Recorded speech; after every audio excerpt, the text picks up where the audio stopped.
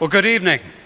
I'm Gleaves, Whitney, the moderator of this evening's debate, and I'm the director of the Hauenstein Center for Presidential Studies at Grand Valley State University.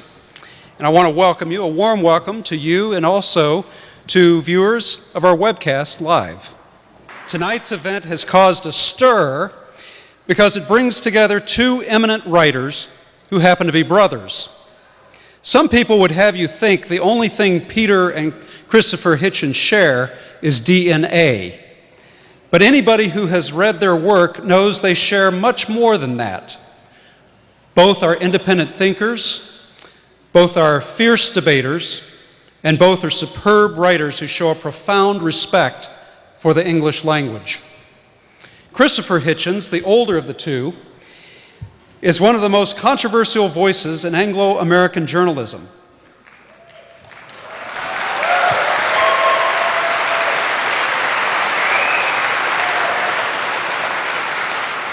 Based in Washington, D.C., he has written 20 books, including biographies of Thomas Paine, George Orwell, and Thomas Jefferson, with whom he shares an April 13th birthday, so early happy birthday, as well as scathing critiques of Henry Kissinger, Bill Clinton, and Mother Teresa. Most recently, he wrote the book on atheism, God is Not Great, and edited The Portable Atheist. A contributing editor to Vanity Fair, he also writes regularly for a number of high-toned publications. Peter Hitchens, the younger of the two by 2.5 years, has crossed the pond to be with us. He is one of Britain's most independent journalists who blogs and writes a regular column for the Mail on Sunday.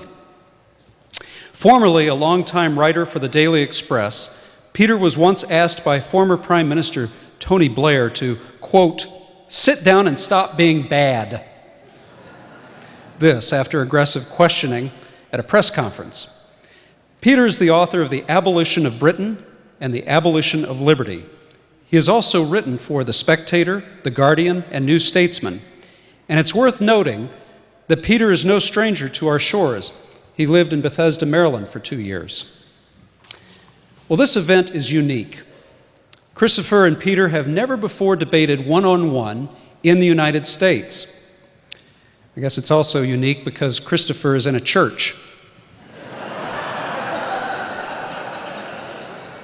Both brothers agreed to the topics and the format beforehand.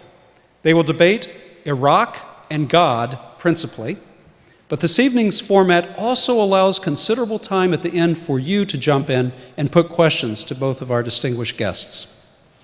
The coin toss earlier this evening determined that Peter will speak first on the topic of Iraq. The brothers will debate the proposition, the invasion of Iraq was wrong. Peter, you have 10 minutes.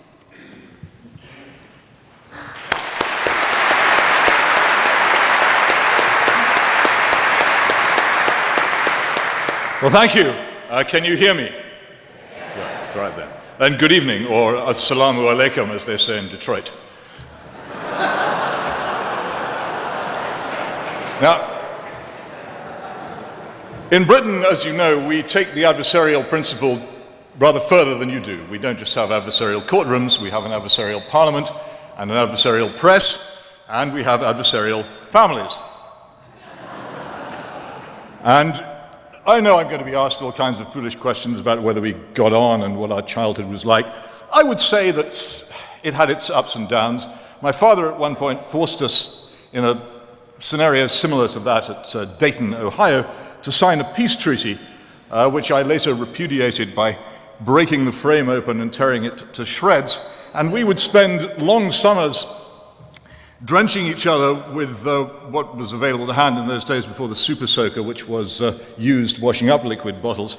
And since then, we've really kept our hands off each other, more or less. Tonight, those of you who are hoping for a session of mud wrestling will, I hope, be disappointed. But I can offer you one small thrill, which is that it seems to me, and it seemed to me the closer I've got to this evening, that I don't ever want to do this again. So there is a very strong chance that this will be the last time we shall ever do this. Turning to the subject under discussion, the war in Iraq. I don't want to make this too easy for myself, because it seems to me that it is actually a fantastically easy position to take. First of all, I'll confess that at the beginning, for some time, my mind was not made up. I considered supporting it, and almost everything in my past made me want to do so.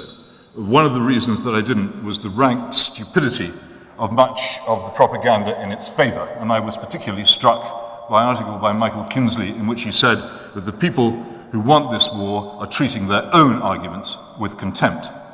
But one of the reasons that I would have and would have expected myself to support it is that, and this is bound to come up in the first half as well as the second half, the religion that I grew up with in England was not what you might think. The Christianity of England by that time was a pallid, anemic thing.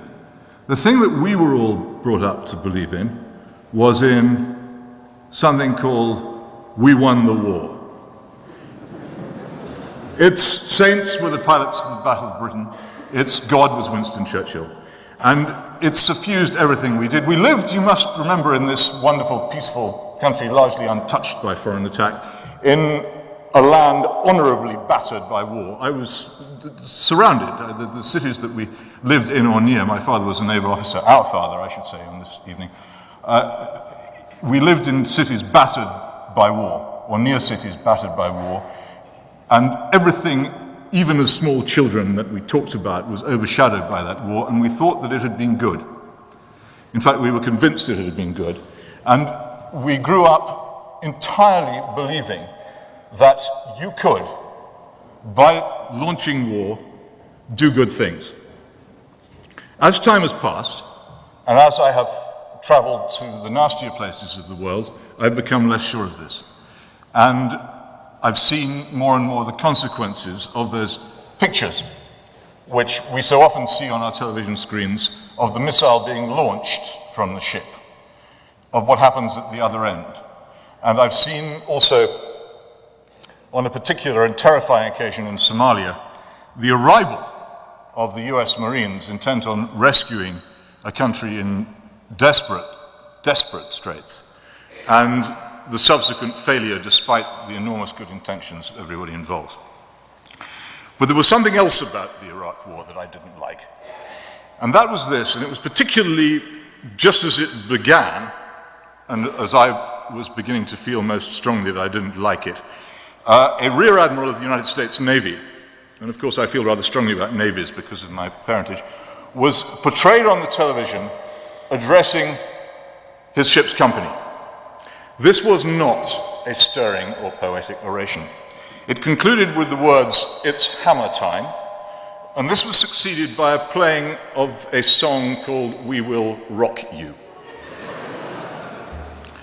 Well, yes, it is quite funny, except that what they then did was to launch missiles which headed towards a country where they would land, inevitably in some cases, on places where entirely innocent people were living.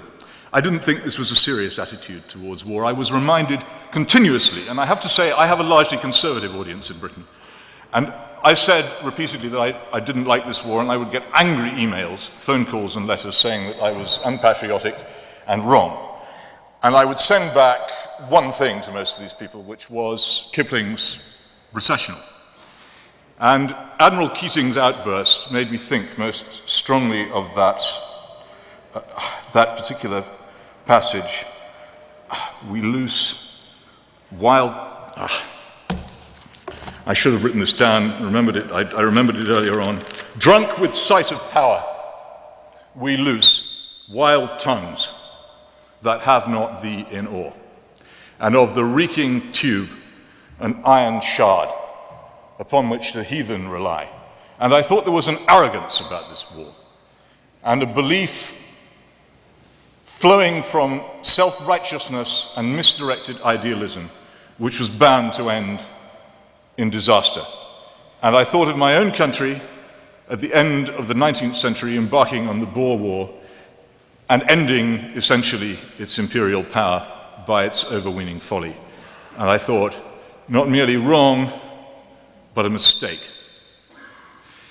And nothing absolutely nothing which has happened since, and I have been to Iraq twice since that war took place, has convinced me in any way that I was wrong. This was an idealist war. It was an idealist war supported by idealists for the best of reasons. And it fulfilled my belief that there is nothing in this world more terrifying than somebody who thinks he is right.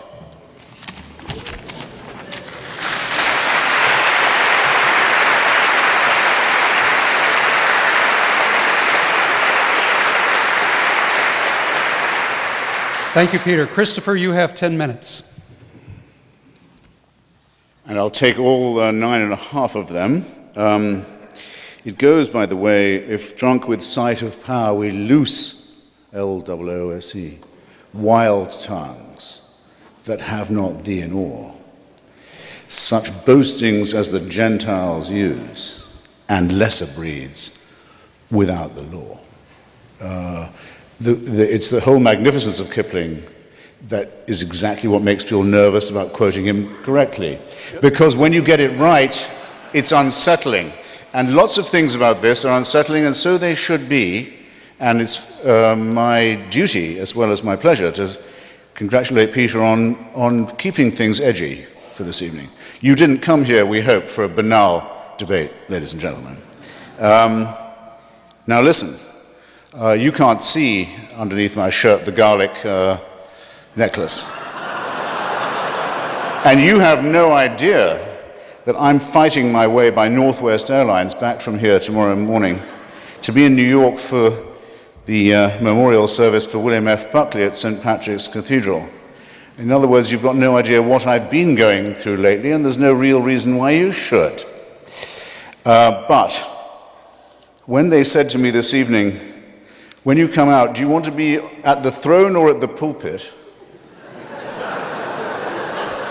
I did feel slightly discombobulated. And when I said, well, where's the men's room? And they said, it's down there. And there's men's room, and then there's women's room. I understand that bit. And in between, sexton's room. I began to feel more discombobulated still.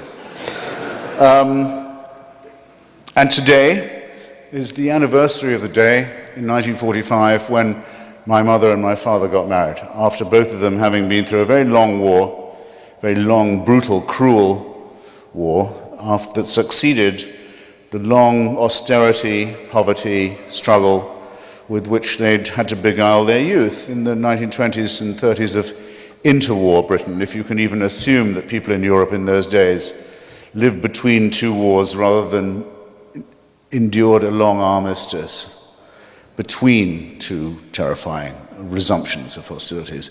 Every time you read fragile truce in the New York Times, think of that as applying to the 1920s and 1930s in Europe, and you'll get a better idea of what those resumption of hostilities were. And yes, I think if I look at my brother and think, well, our parents got married in this day, 1945, that is a little unsettling. It's also, I think, hope you don't mind my saying so, rather reassuring.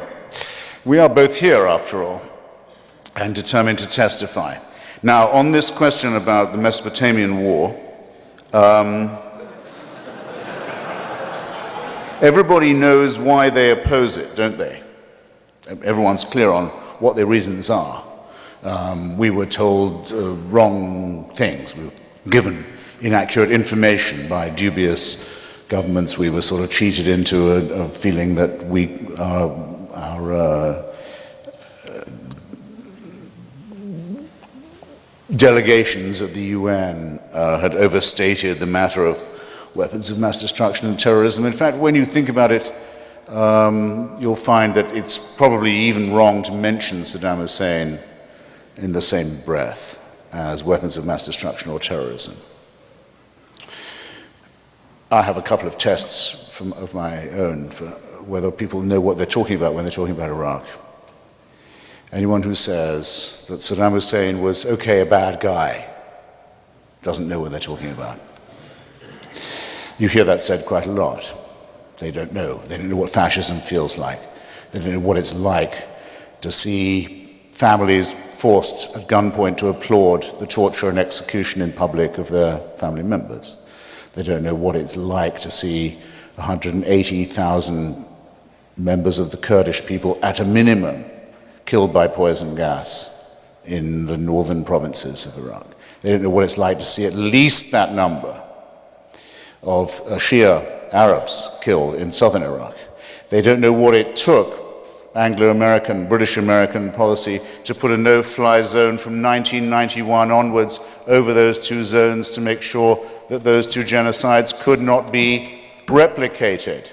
They don't know what it would be like to be a citizen of Kuwait or Iran, seeing Saddam Hussein's army coming over the horizon, attacking your civilians in that way, abolishing, in one case, the whole existence of a member state of the Arab League and of the the Islamic Conference and of the United Nations, abolishing it, annexing it, making it part of Iraq. They didn't hear the speech from Saddam Hussein saying the only mistake he ever made was that he invaded Kuwait before he'd finished the nuclear weapon. He should have done it the other way around. First get the nuclear weapon at the Tuwaitha reactor, which we found as a result of the Kuwait war when we weren't looking for it. Get the bomb first, then invade Kuwait, then ask them what they're going to do now that I've invaded it. Don't do it, don't get it the wrong way around. We lived at this man's permission for a long time. We lived by his warrant. Only his stupidity allowed us to be as complacent as we were. And in the meantime, fighters in northern and southern Iraq were fighting against a tyrant who we should have been fighting ourselves. The liberation of Iraq, in other words, the decision that we had to move the Iraqi people and the region into a post-Saddam era, will stand, I'm convinced, as one of the greatest decisions of American statecraft, as one of the things that American soldiers, male and female, and politicians who voted for it, those who've defended it, will be proudest of in the future of any decision we've ever made. Despite the ridicule, despite the incompetence, despite the failures, despite the disappointments, let us review what we've done. First, we have removed a keystone state of the Middle East from the control and sole ownership of a psychopathic crime family who owned all of Iraq and treated its people as if they were disposable citizens.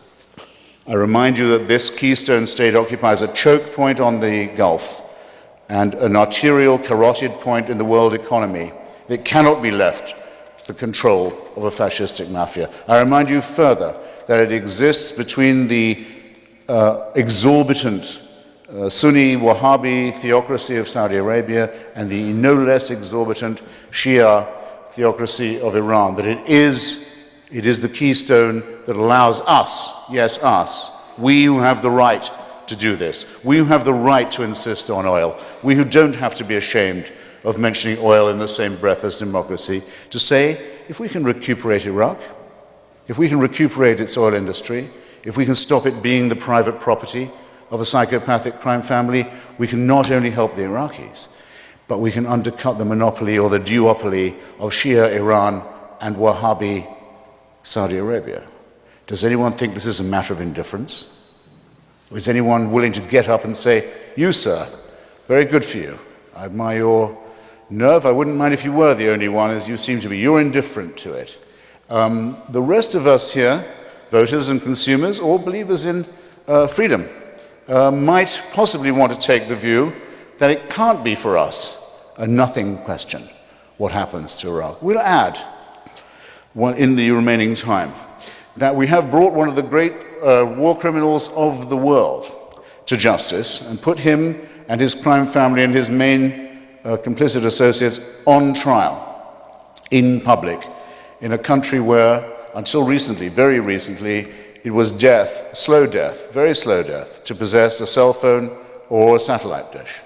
That we have undone what UNESCO calls the greatest crime against the human ecology ever committed, the destruction of the marshes of southern Iraq, the oldest wetlands in the Middle East, the smoke and destruction of which could be seen from the space shuttle, so terrible was the environmental decay.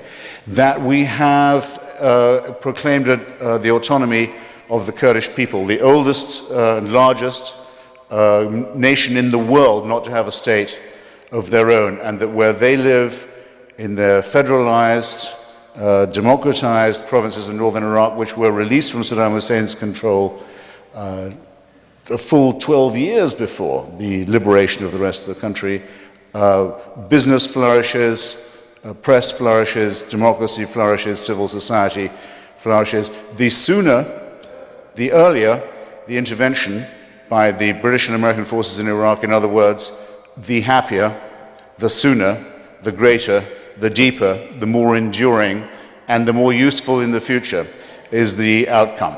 I'm willing to defend, because I've just seen time, I'm willing to defend and underline and repeat and restate and emphasize everything I have said so far. So all of you who've come here under the pathetic illusions peddled by Hillary Clinton, Harry Reid, and MoveOn.org have all your work still ahead of you. And you thought it was going to be easy, didn't you? Bye now.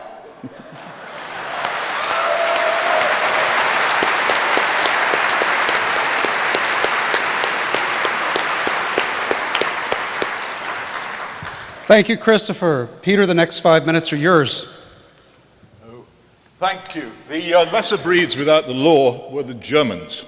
It was the law that they were outside that made them lesser. I just thought I had to add that. Right, consequences of the Iraq War.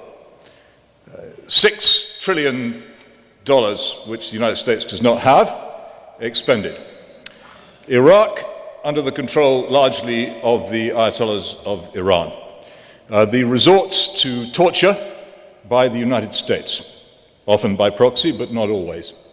Disgraces in themselves and disasters. An untold number of innocent people killed. The certainty that the United States is unable for the foreseeable future to mount a justified military operation abroad. The diminution of the moral authority of the Western democracies, again, for the foreseeable future. Fantastic. What more could you ask? Resulting from deliberate ignorance of the past, deliberate willful ignorance of the past, of Britain's own attempts to control and exploit and govern Iraq through fake parliaments and fake elections, at least more successful for a while in gaining the cooperation of at least one of the Iraqi factions without necessarily having to pay them to fight by the day with AK-47s against our enemies instead of against us. Again, triumph. I really do not see what justification there could be of the operation on its own merits. But if it is a principle that the United States has to intervene in every country which is misgoverned, where there are despots, where there is torture, where there is no freedom, then where else can anybody in this room think of that we might be intervening? For instance, the site of the Summer Olympics might occur to some, but we do not.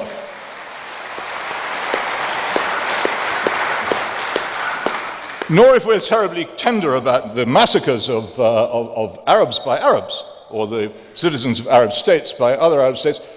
Why is it that we accepted as our allies in the first Gulf War the state of Syria, whose then president, Hafez al-Assad, ordered his troops with artillery to surround the town of Hama and shell it until everyone living in it was dead? If our principle is that we only associate with nice foreign regimes and we always attack and devastate nasty ones, where was that principle then? None of it makes sense. None of the objectives turned out to be true. When I was in Iraq for the first time, only a few weeks after the invasion, people crowded round me in Najaf and Kabul saying, and many of them spoke English, they said, "Thanks very much indeed for coming. Now will you please get out?" And that was the nicest thing that anybody said to me all the time I was there. How can anyone stand here and say that this is a success? All I can say is that it must take the most enormous courage and resolution to continue to stick to an obviously losing argument.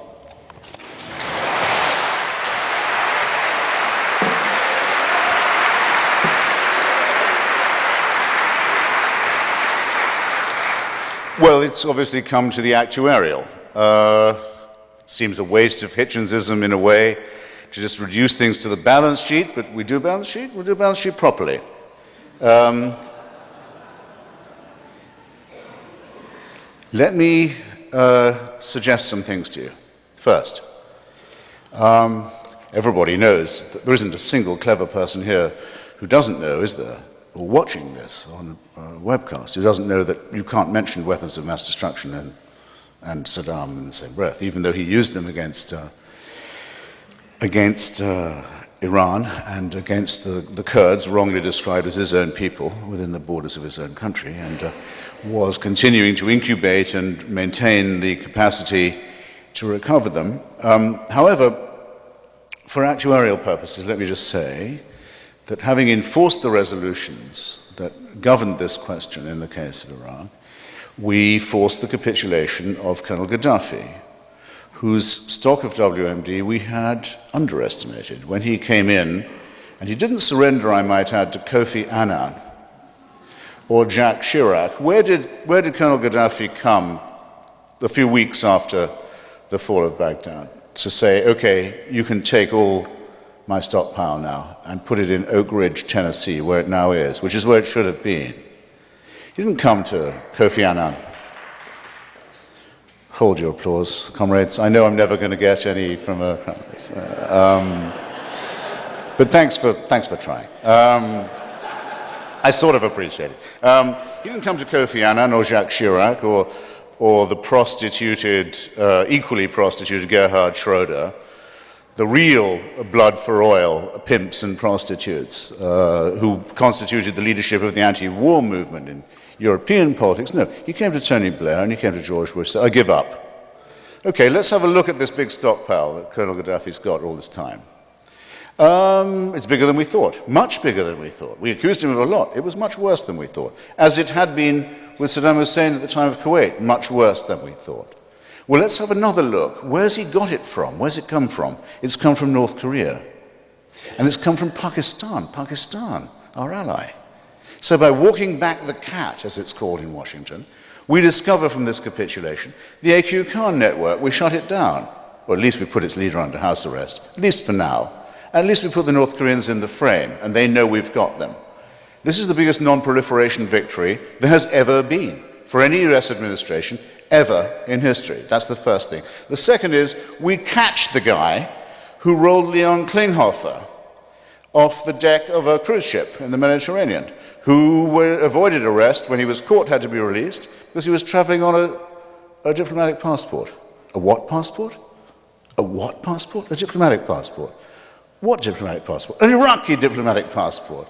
Just like Abu Nidal had been traveling on, just as like every other terrorist gang you've ever heard of in the Middle East had been headquartered in Baghdad. We shut that down too. You think this is nothing? You think it's nothing.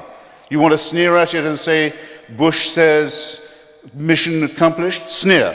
Go on, sneer. These achievements are real. There are four reasons for which a state, previously sovereign, may lose its sovereignty, may be deemed to be outside the law. They are four. I'll recite them quickly. 1, violations of the Genocide Convention, which we have signed.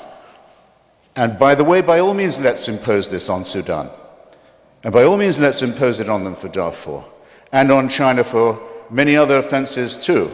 Because just as China has backed Saddam Hussein, and just as it backs Robert Mugabe, and just as it's backed the worst elements in Burma, so it has been behind many of our woes in the Middle East. So that's the first thing. The Genocide Convention may not be violated. We've signed it. It mandates that you must move to punish or prevent genocide. Second, a regime loses its sovereignty if it violates the Non-Proliferation Treaty. Iraq has used weapons of mass destruction on its own territory and on the territory of others. Third, you may lose your sovereignty if you give aid, comfort, and harbor to international terrorist groups. Iraq is multiply convicted of this. And fourth, for occupying and invading the territory of other nations, which Iraq had done several times, continued to do, and was intending to do again. This is not, unfortunately, the case with all the despots we'd like to get rid of. The cheap point that Peter ends with, saying, if you're going to do Saddam Hussein, don't you have to do anybody, must reach the critical standard I've just mentioned. The four great offenses: repeated, flagrant, gross, and intentional, and going to be repeated, all of them again. It was essential that we move Iraq and the region into a post-Saddam Hussein era, and the woes that have fallen upon us, the second thoughts we're bound to have, the worries about the blunders that we made while doing it, none of which I would deny, and some of which I know more about than you could dare to know. I know things about what went wrong that would curl your hair. Still, none of these can impeach the idea that we did it not too soon, but much too late, and that only therein lies our shame. Thank you.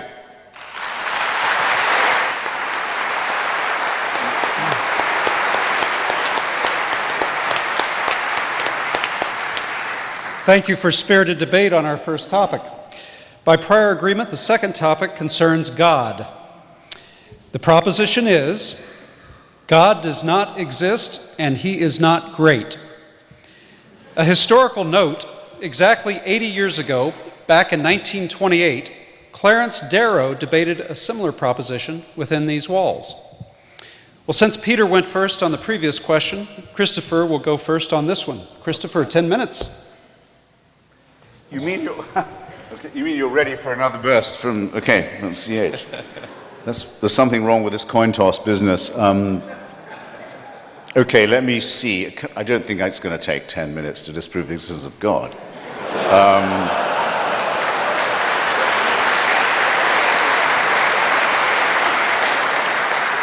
The atheist proposition is the following. Most of the time, it may not be said that there is no God. It may be said that there is no reason to think that there is one. That was the situation after Lucretius and Democritus and the original anti-theistic thinkers began their critique of religion. And I would just ask you all, ladies and gentlemen, to bear in mind a mild distinction while we go on. You may wish to be a deist, as my heroes Thomas Jefferson and Thomas Paine were, and you may not wish to abandon the idea that there must be some sort of first or proximate cause or prime mover of the known and observable world and universe. But even if you can get yourself to that position, which we unbelievers maintain is always subject to better and more perfect and more elegant explanations, even if you can get yourself to that position, all your work is still ahead of you. To go from being a deist to a theist, in other words, from someone who says, God cares about you, knows who you are, minds what you do, answers your prayers, cares which bits of your penis or clitoris you saw away or have sawn away for you, minds who you go to bed with and in what way, minds what holy days you observe, minds what you eat, minds what positions you use for pleasure. All your work is still ahead of you, and lots of luck. Because there's nobody, even Aquinas had to give it up. There's no one who can move from the first position to the second. So I could, and I'm actually strongly tempted to, I could leave it right there. But then it's not in my nature to let off a captive audience so easily. So I'll add a couple of things. The reasons why I am glad this is not true would, I suppose, be the gravamen of my case. Some people I know who are atheists will say they wish they could believe it. Some people I know who are former believers say they wish they could have their old faith back. They miss it. I don't understand this at all. I think it's an excellent thing that there's no reason to believe in the absurd propositions I just, admittedly rather briefly, rehearsed to you. The main reason for this, I think, is that it is a totalitarian belief. It is the wish to be a slave. It is the desire that there be an unalterable, unchallengeable, tyrannical authority who can convict you of thought crime while you are asleep, who can subject you, who must indeed subject you, to a total surveillance around the clock, every waking and sleeping minute of your life, I say of your life, before you're born, and even worse, and where the real fun begins, after you're dead. A celestial North Korea. Who wants this to be true? Who but a slave desires such a ghastly fate? I've been to North Korea. It has a dead man as its president. Kim Jong-il is only head of the party and head of the army. He's not head of the government of the state. That office belongs to his deceased father, Kim Il-sung. It's a necrocracy. A thanatocracy. It's one short of a trinity, I might add.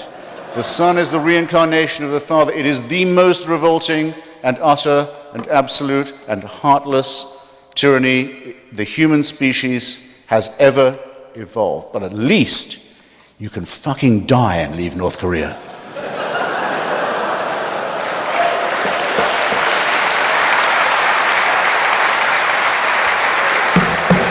Does the Quran or the Bible offer you that liberty? No.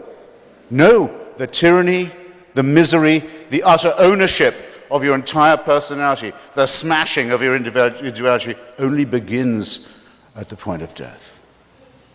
This is evil. This is a wicked preachment. So, that's the first thing. Second, it attacks us in our deepest, most essential integrity. It's an insult to us in other ways. It says that we, you and I, could not, individually or collectively, decide upon a right action or a right thing without celestial, divine permission. We would not know right from wrong if we did not have heaven's permission to do so. Where else, how else could we know?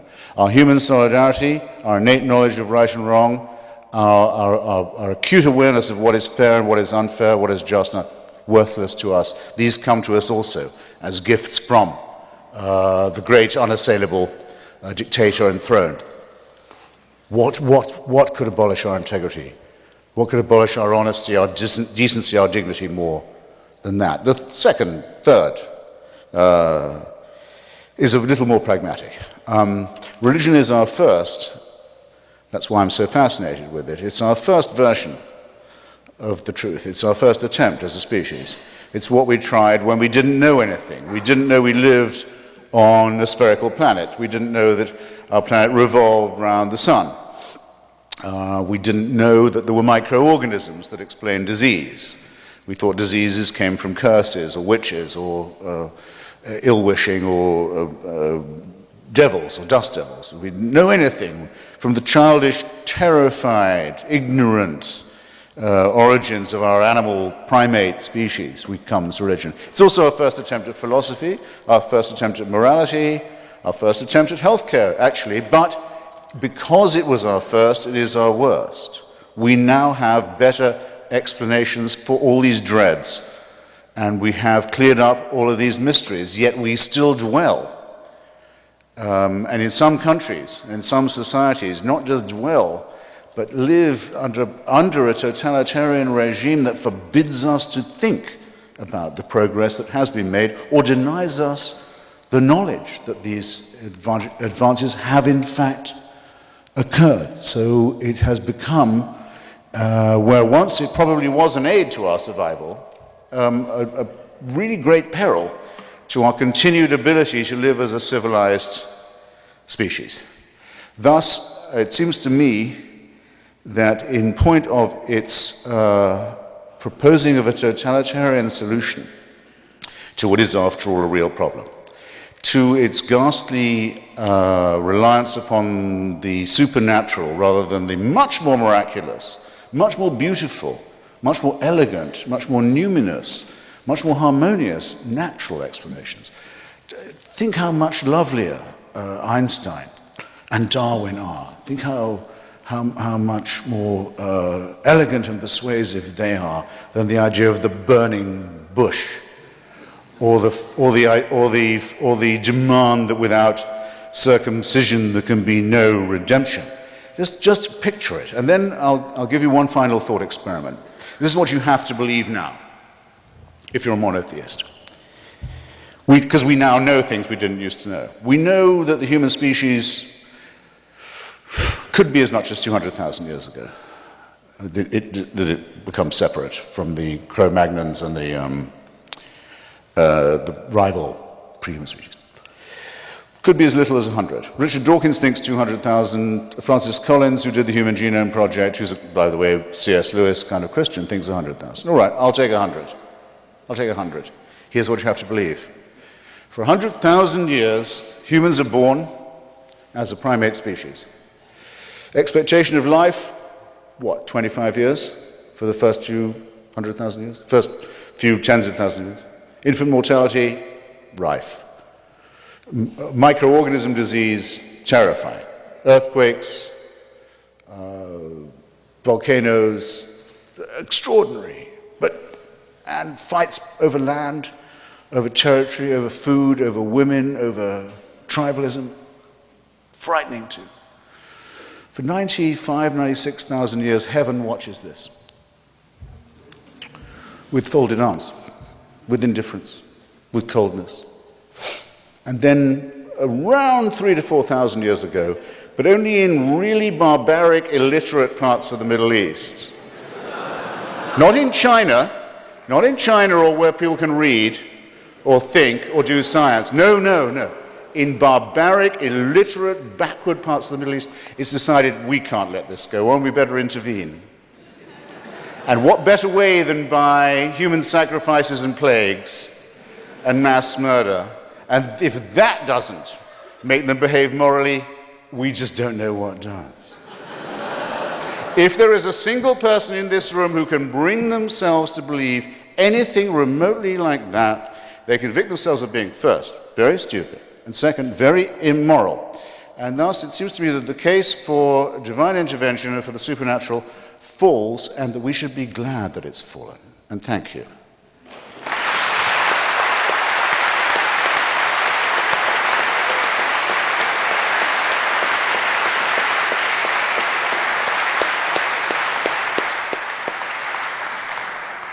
Peter, 10 minutes. 10 minutes. Yeah. Well, I can tell you're all enjoying the post-Saddam era, which we were told was so good. I wonder whether an invasion of the celestial regions might now be in order, and we could then have a post-God era, which would be of similar delightful quality. I am amazed, when confronted with this argument, how little my brother seems to know of that which he attacks.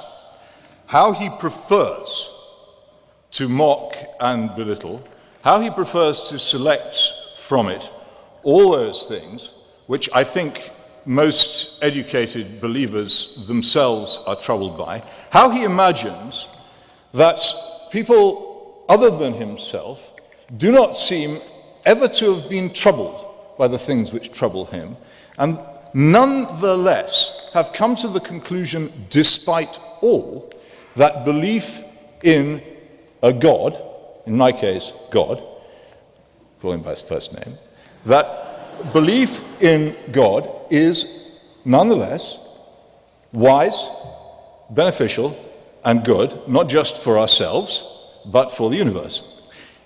If only how shall I say, the flippant, jeering tone could be abandoned for a moment, and we could discuss this more seriously. It seems to me to be incurious to the point of tedium to examine the universe and not to ask yourself certain very powerful questions. The first of which is, why is there something rather than nothing? The second of which is, since we do not know anything at all about our origins and must work out what we think we know from extremely scanty evidence, that it would be unwise to form absolute certainties on this. Now, the character of the book, God is Not Great, which my brother wrote, is one entirely of the jeering the mocking, the caricature, the picking out of that which is bad. What? I do not Stop think... that. Stop I that. do not think that this... Sorry, did you wish to intervene? No, sir. Please. Telling him not to. You sure? I mean, no, this, Stop, absolutely. Stop that. No? Right. That's the end of the Christian No charity more for clapping, the moment. please, Had it been couched, of course, in a more generous tone, it would have been less fun to do, and who knows, there might have been other consequences in the bookshops, I don't know. But since it wasn't couched in that tone, that is what we have to argue with. And I would simply say this.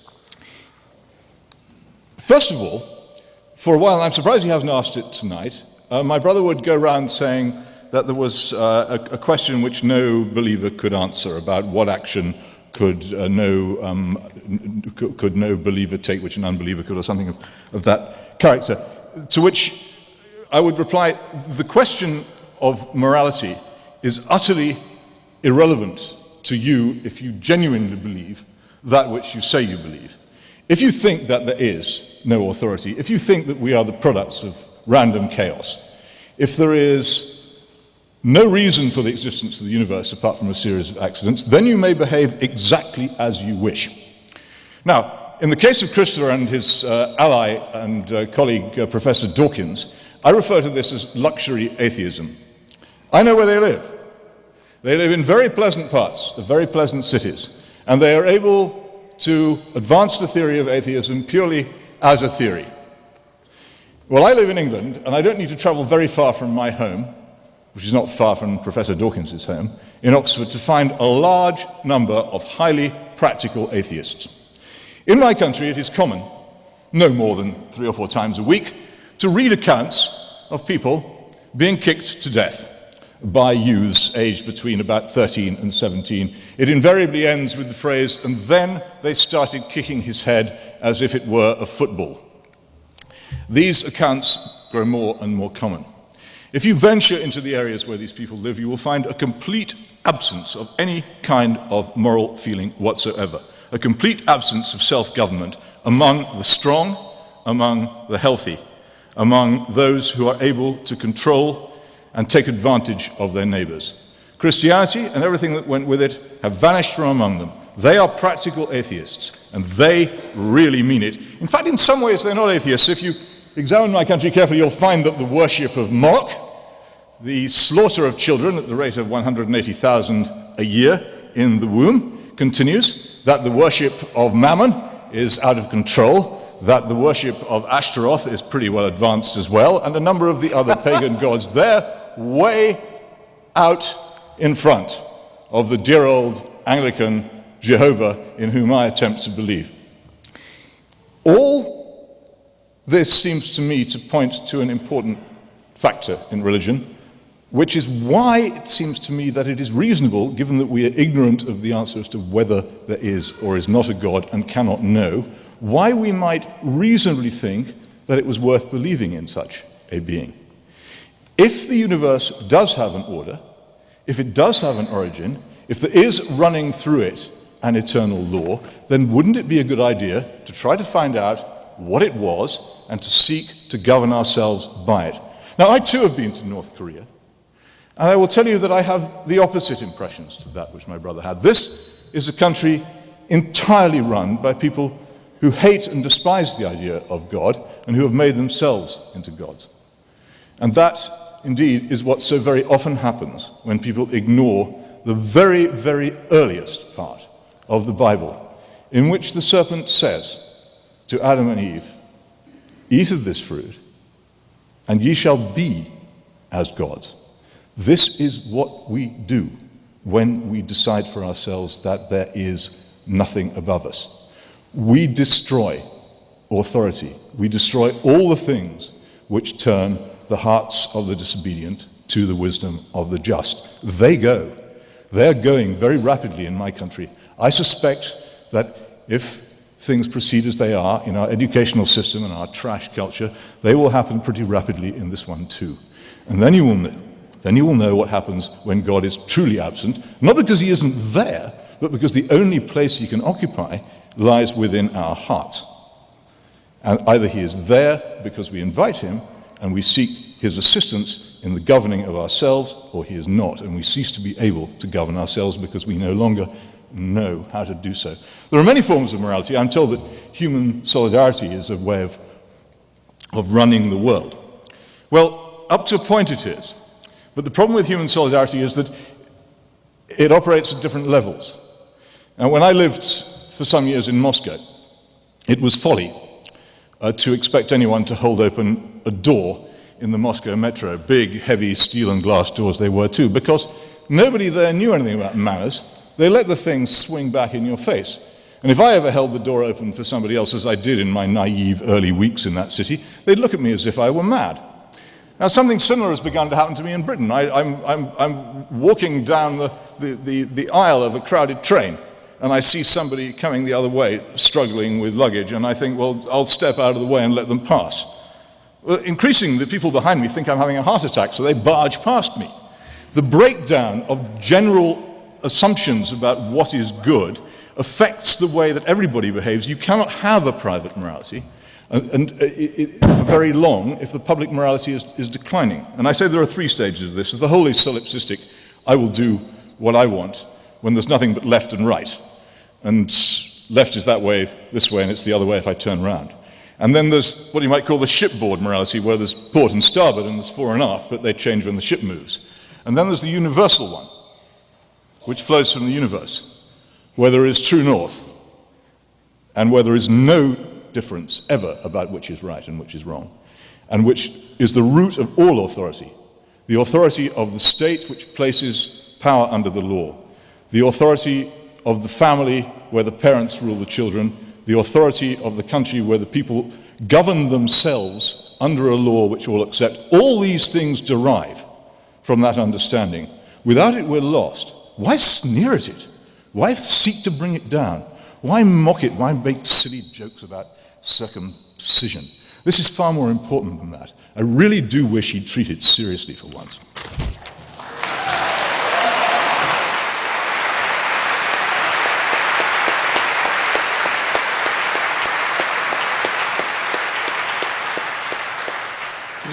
Well, I know it's easy to sneer, but still someone has to do it.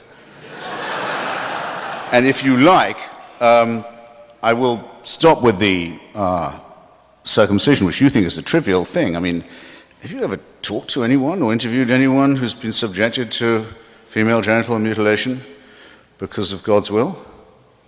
You wouldn't say it was trivial or a tease if you had, let alone to the number of boy children who die every year because of the covenant, the hideous covenant that's imposed upon them by Mosaic law, which also, I might add, celebrates every year, in all three monotheisms, the decision of a father to put his knife to his son's throat, because that's how much he loves the dictator.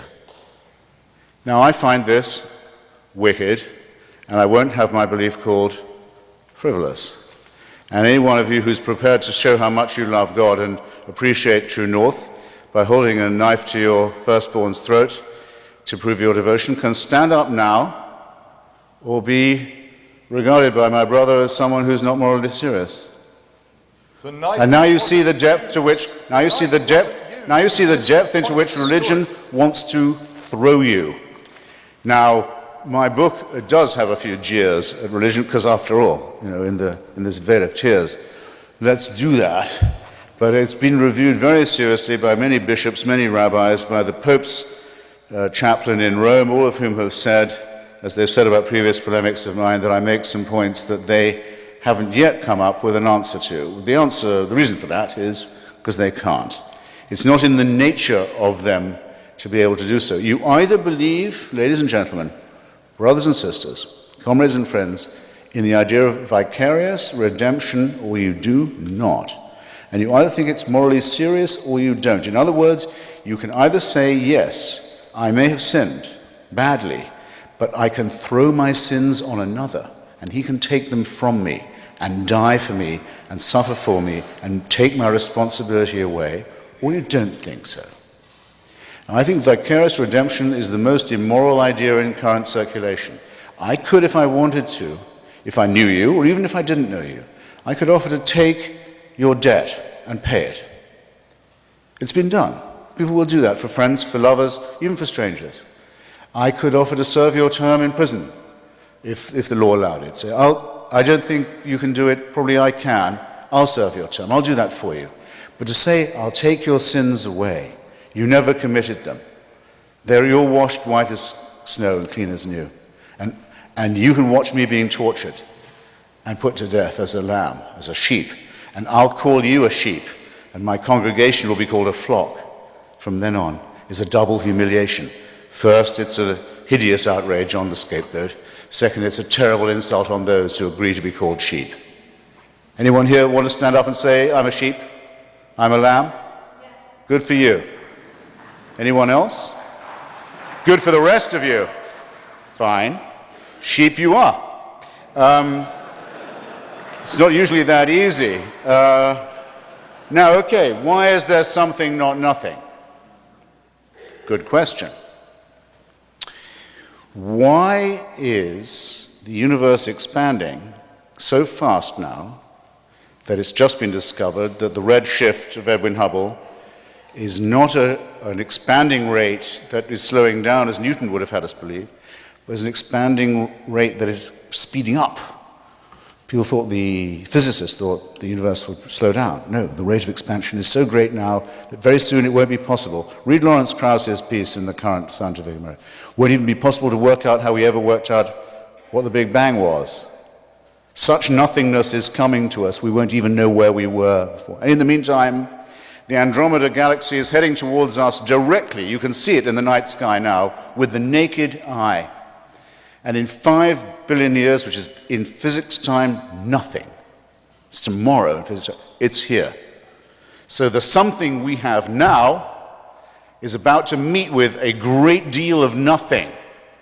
Some design, huh? Who designed that? The question always is the same, even without science. We knew what the philosophers knew. Anyone who claims this is a design must either convict the designer of one thing, extreme incompetence, and noodling and footling and chaotic planning, and probably both, extreme cruelty, callousness, and indifference towards those whom he summoned into existence and made to suffer. These points cannot be overthrown by any kind of casuistry, and certainly were not even challenged by the casuistical efforts you just heard. Thank you.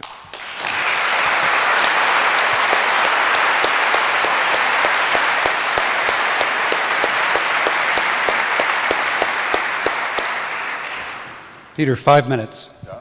Unless I hope. The knife at the throat was not used. And that is the point of the story. Why else is it told?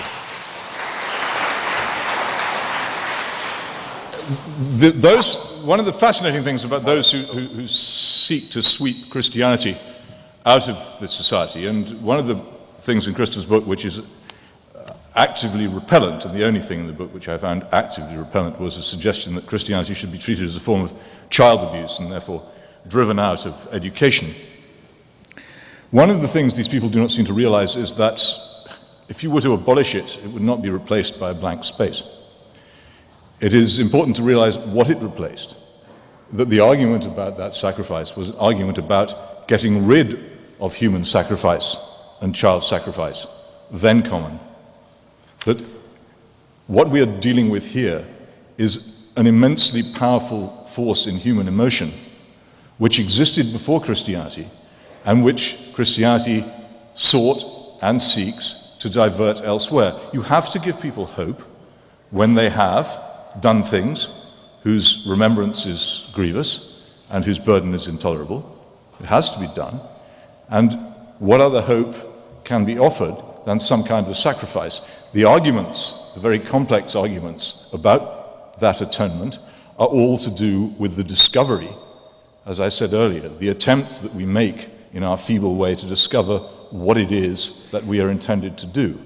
But to mock them as if they were a matter of a man sticking a knife towards his son's throat with the idea that this was a recommended action in the manual of life is not merely a misunderstanding, it's falsehood, and really shouldn't be acceptable in civilized debate to speak as if something is being advocated when it is actually being preached against. And it is, this failure of understanding of the purpose of the thing, the failure to understand that it has any good or benevolent characteristics whatsoever. When it does produce good characteristics, in the book you will find that those who are Christians who do good things are recruited to the atheist cause. No, they didn't do it because they were Christians, they did it because they were something else. And if societies do anything bad, then the Stalinist state of the Soviet Union is said to have done those things because Stalinist communism was in fact a form of religion. You can't win. It's completely secular. There is nothing that anybody can do which is religious and which is based on a belief in God, which Christians will think is right, and if anybody does anything which is wrong, then it will be God's fault. And there is no escape from this circle, and I think it's very well exemplified in this misrepresentation of one of the central stories in the Bible.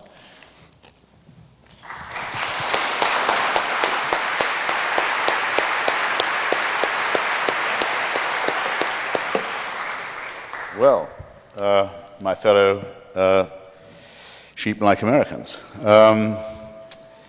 is it not the case that in the matter of the Eid, the Muslim sacrifice, or in the matter of the Abrahamic sacrifice of Isaac, that the first test the father must pass is to show his God that he's at least willing to do it, that his submission can be taken for granted, even to this extent? Is there anyone here who does not think that that is the grandeur of the story, as well as what I would describe as the horrible sadomasochistic submission? Only then, only when he's shown, yes, I will do it, that's how much I love Big Brother, only then is he released from the obligation. This is the torturing. This is even worse than the book of Job.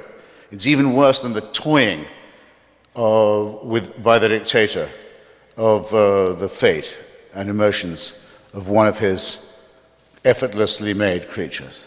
Anyone who loves this loves to be a slave.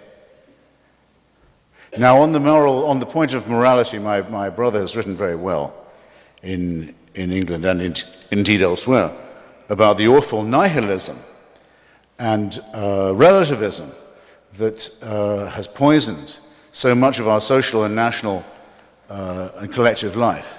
And I have more agreement with him on this than perhaps he understands, but to say that this is to be equated with atheism is simply to misunderstand what nihilism and relativism mean. And that's very... I think I can make this point relatively simply. Someone who says that do what you will must be the whole of the law, that's supposedly what Satanists say at their ceremonies. By the way, Satanists are not atheists by definition. Their satanic majesties are not non-entities. Is giving themselves permission to act entirely as they might wish, at their own pleasure. How does the person who says, God is on my side, act? I don't demand an answer from you, I simply demand you think about my question. How do those act who say, God is on my side? Do they not act as if, do they not behave in Iran, in Iraq, in Bombay, in Beirut, in Belfast, as if they have the right to do anything at all because God has given them permission? Yes, they do. You don't get rid of nihilism. You don't get rid of relativism by claiming you have God in your corner. Rather, you make it possible for any torture, any cruelty, any child abuse, any nightmare of violence and shame to be yours and to be proud of it too. Now, I have two challenges that Peter has despised in the past, but I'm going to repeat them to you, and you decide what you think. If you think that morality must be supernaturally referred, that without heavenly dictatorship, we would not have a moral guide. You must have an answer to this question, which I've now asked in print many times, in public many times, radio, TV, any number of times, not yet had an answer to. Name me a moral action performed, or moral action recommended, or moral statement made by a believer. Name me one, by a true believer in religion, that could not have been made by a non-believer.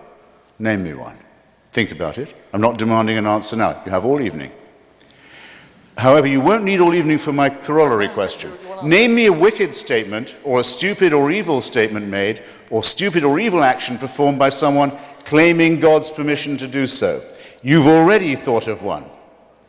Before this evening is over, you'll have thought of 2 or 3 more. The connection between religion and morality proposed by the believers in supernatural dictatorship is thoroughly, utterly, morally null and void.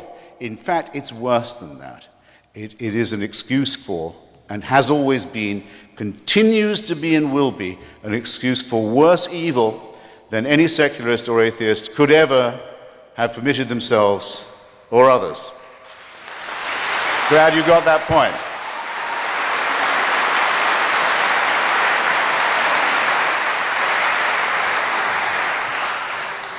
Peter.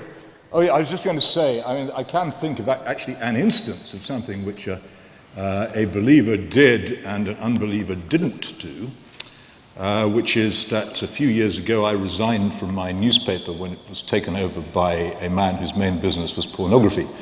And I was surprised the other week to see a copy of another sister newspaper owned by that same man being adorned by a column written by my brother.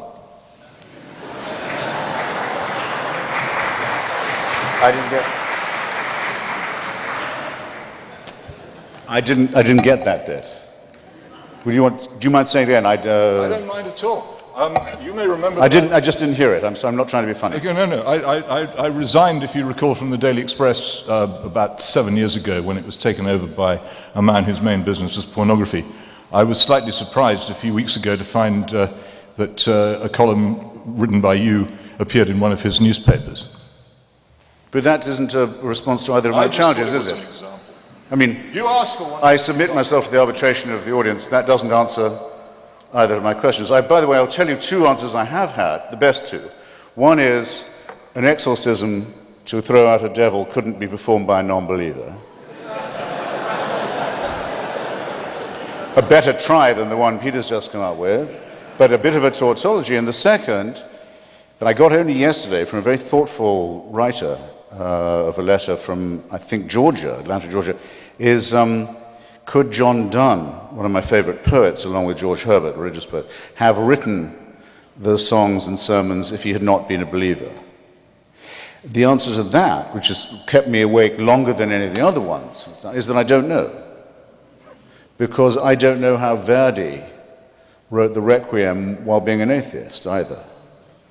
But I think that the fact that I don't know the answer to the second question means that the answer hasn't been proposed by the proposed answer to the first one, let alone by Peter's lame attempt to complain about the fact that my column is more widely syndicated than his.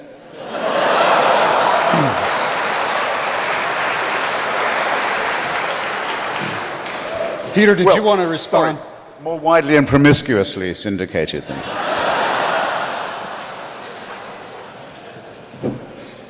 However widely I was syndicated, I wouldn't want it there. Well, thank you. That concludes part 1 of our debate, and as advertised, I think it was provocative as we anticipated. Part 2 gives you, the audience, the chance to put questions to the brothers. I think they're doing a good job putting questions to each other, but why don't we mix it up a little bit? And if you'll come to the microphones at the end of each aisle, there's also, I believe, a microphone upstairs, although I do not, okay, it's back in this corner over here. If you would please take your place at the microphone, and let's go ahead and start since we have a queue over here. Let's go ahead and start with you. Yes, ma'am. Professor. Hello. Hello. Hello? Okay. We can hear you. Professor Hitchens, can you... Dr. Hitchens.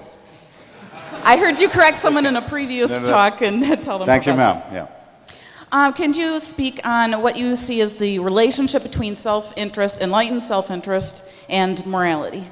And Morality. the lady, in case it wasn't audible to all, the lady asks if I will comment on the relationship between enlightened self-interest and morality. My line is not that taken by, for example, Ayn Rand, that selfishness is a virtue on its own. I don't believe in the abnegation of the personality. I don't believe in the horrible Christian idea of masochism, modesty, self-sacrifice, self-hatred, the endless confessions of sin and worthlessness, any more than I believe in the equally vile Quranic idea that we're made not out of dust but out of clots of blood by a celestial dictator. But I think that probably we are innately selfish enough to begin with, because of the process of evolution by natural selection, that we don't need additionally to cultivate our own selfishness. And that the trick, the clue, and the odd thing, and the thing that comes to people strangely naturally is this. They understand about human solidarity. I'll just give you two examples, one from each testament. The ancient Jewish people, of course, never went to Sinai and never were in Egypt and never wandered in the desert, and all of that is completely, as everyone now knows from archaeological evidence, none of that ever occurred. But the idea that our Jewish ancestors got as far as Mount Sinai under the impression that rape, murder, theft, and perjury were okay, and only when told by tablets that they weren't all right, felt the penny drop or the shekel drop, is, of course, an insult to our decency and our integrity. They couldn't have got that far or been a people of any kind if they had been under any other impression. So this is innate in us, and it comes from our solidarity, our humanity, our brother and sisterhood. The second is from the so-called New Testament, the Samaritan, so-called, the man from Samaria, who wouldn't see someone just lie bleeding and suffering by the side of the road without helping him. Whatever motive he had, and we don't know what it was, he can't have been a Christian, because it's the alleged Jesus of Nazareth telling the story about someone who existed before he did. And the only people in the story who we're told about who didn't do anything for the victim are the priests and the Levites. So what the story tells us, this parable, is you don't need religion to behave with ordinary decency and morality. And anyone who says you do says that you need dictatorial permission to do the right thing. And then you're a serf.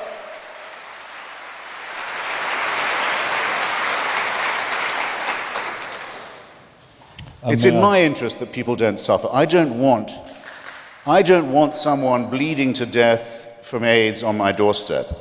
Not just for their sake, for mine I don't want that. Oscar Wilde in The Soul of Man Under Socialism puts it very beautifully. He says socialism would free us from the awful necessity of living for others. George Bernard Shaw, when he ran for office in London, said there should be no more houses built for the working classes without baths. And it was objected to him by the Tories and the Conservatives. They said, why give them baths? The poor are so ignorant and stupid, they won't even know how to use them. They'll keep coal in them. They don't deserve baths. You're wasting your compassion on them. He said, I don't want them to have a bath for their sake. I want them to have a bath for my sake. That's the right mix of self-interest and morality.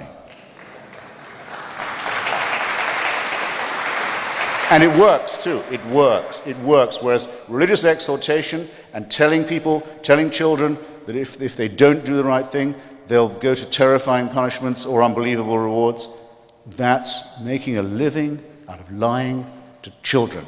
That's what the priesthood do.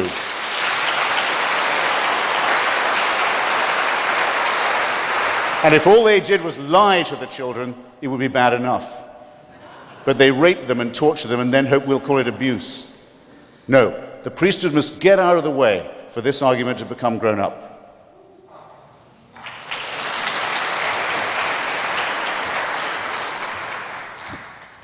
So 2 brief points. The fact that you know something is wrong does not necessarily mean that you don't then do it, as I think most of us are aware.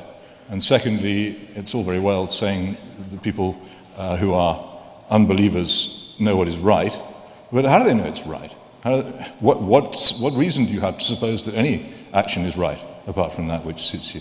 There is none, and you can have none. You may borrow with pleasure the morality of the religious if you wish to do so, but to pretend that by doing so you're not borrowing it is an untruth. And it's amazing how difficult it is to get atheists to understand this very simple point.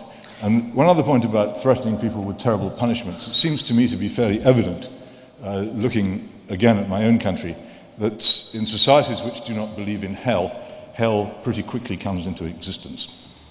Bah! You're going to clap that? Who clapped that? Stand up, who clapped that? Okay, we have you other clap people that? want to ask questions. Let's move on to our next questioner. Dr. Hitchens, quick question. Professor. Is truth real? And if so, how do you determine it? Excuse me, it's my fault. I stepped on your line. Would you mind repeating your question? It was brief, I think so. Is truth real? Does it exist? And if so, how do you determine it? Once more. Is truth real? And if so, how do you determine it? Okay, well, having attacked relativism on purpose, I should maybe specify precisely what I meant. To say,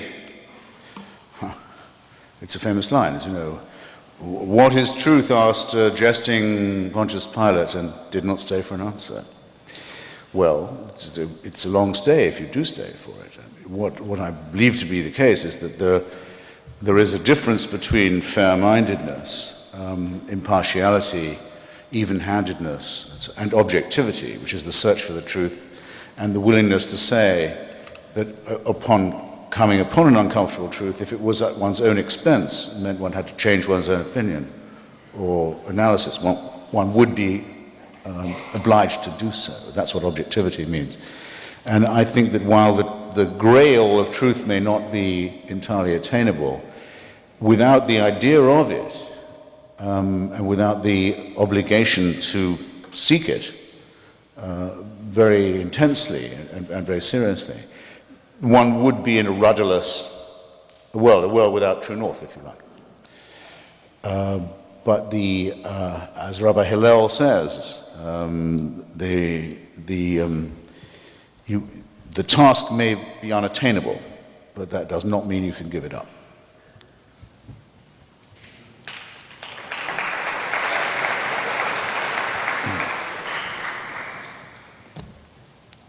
Rabbi Hillel, by the way, who is the author of the Golden Rule, which the Christians so often claim to be their own. Wrongly, falsely, lyingly, and doubly falsely actually, because the obligation to love others as yourself is an unattainable one. And it's sinister for that reason, because it's demanded of you that you do the impossible. Thus you'll always be falling short, thus you'll always be in sin, thus you'll always be guilty, thus you'll always have to confess, thus you'll always be in the claws of the priests. That's the trick, as it's said by Fulk Greville, you're created sick and commanded to be well. This is a sadomasochistic relationship with the dictator. You can't be right. You'll always be wrong. The law is such as you can't keep it. Whereas the relatively sane injunction of the Babylonian rabbi, at least, is what is repulsive to another. Sorry, what is repulsive to you, you should not do to another. That's a decent rule. But no one had better stand up and tell me that I need a God to tell me that. Peter, did you want to respond? No, I love it. Okay, we have a question up in the balcony.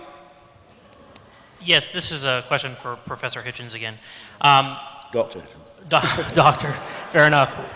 On your website and in your books, Build Up That Wall, you mention eliminating taxation, freedom of taxation for churches, And I was wondering what your thoughts were as to how that might, if we were to someday do something like that, how that might affect the separation of church and state that we enjoy right now. Well, it seems to me a violation of the Establishment Clause of the First Amendment that any religious institution can receive any payment from the United States government. I would regard being tax-exempt or tax-free as a disguised form of subsidy, as I regard the so-called faith-based initiative to be a surreptitious violation of the same. Yeah.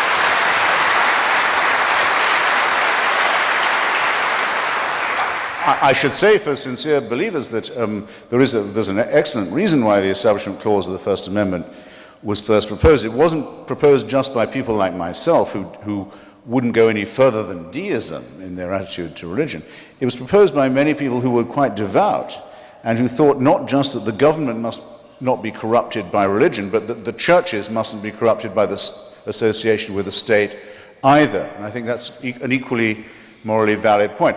James Madison, the co-author of the Virginia Statute on Religious Freedom and of the First Amendment and the other things that bodyguard our wonderful Republican secular constitution, didn't think there should be chaplains to open Congress, didn't even think there should be chaplains in the armed forces. If people want to pray in the army, they can. No one can stop them, but we're not going to pay for someone to pray over them. These are very tough questions, but it must be understood that these were part of the very urgent views of the framers and the founding fathers, and it's our responsibility to be discussing this very seriously now at a time when Hillary Clinton has joined some reactionary evangelical organization, John McCain, to try and bolster her faith-based connections. John McCain, a lifelong Episcopalian, has this year, I wonder why, said he's a Baptist.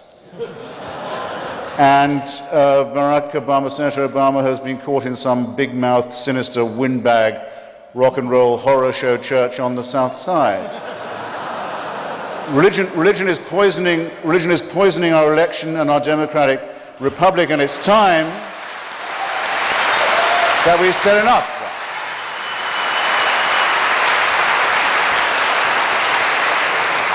If you want to be a fraud and a fundraiser and a shakedown artist and a big mouth and an ethno-racist in this country, try your best. But it's long past time that we said putting reverend in front of your name is not enough of an achievement to do that.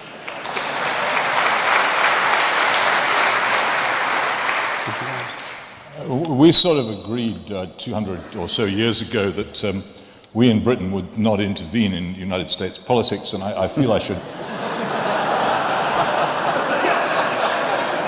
uphold this tradition.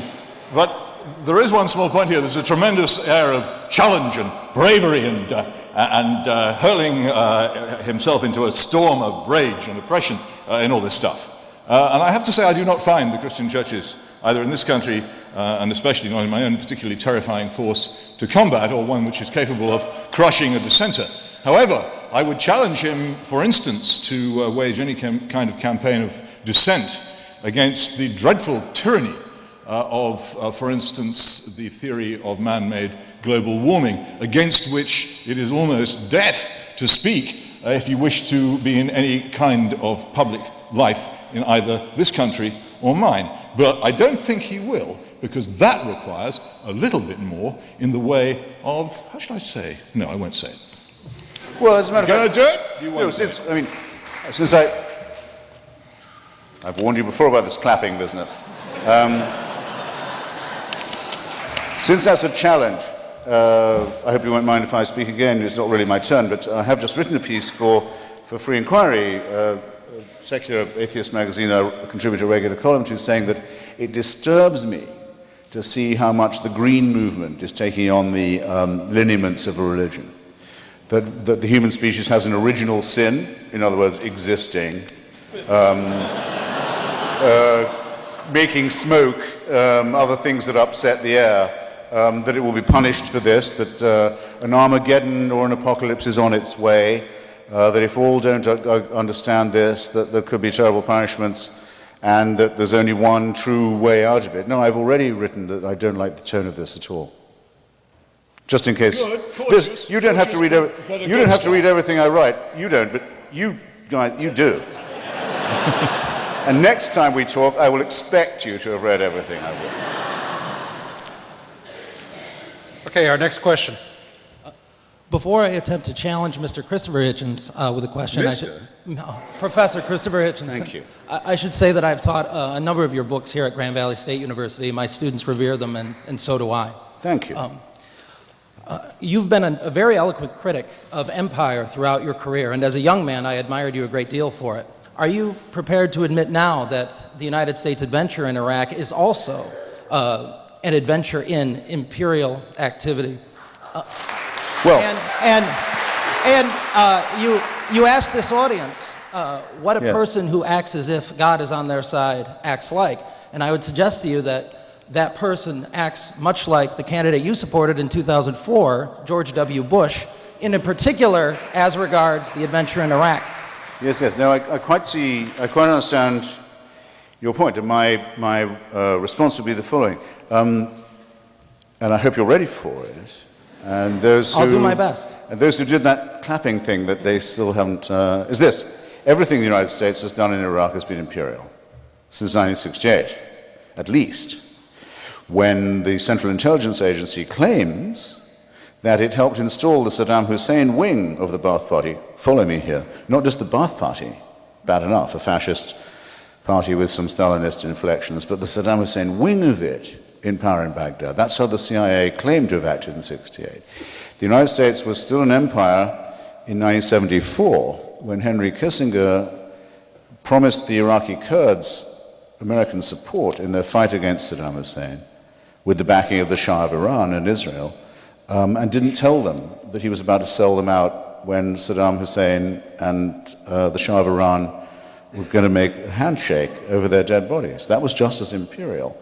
It was, the United States was an empire when Jimmy Carter gave a green light to Saddam Hussein to invade Iran in 1980, and told them that with American intelligence supplied by satellite through Saudi Arabia, that they would achieve a swift victory over the Iranians and probably recover the Arabic-speaking territories of Khuzestan, of Persia, for Iraqi control. That war, we reckon, I've been to the cemeteries in Iran and in Baghdad of that war, probably not less than 1.5 million casualties.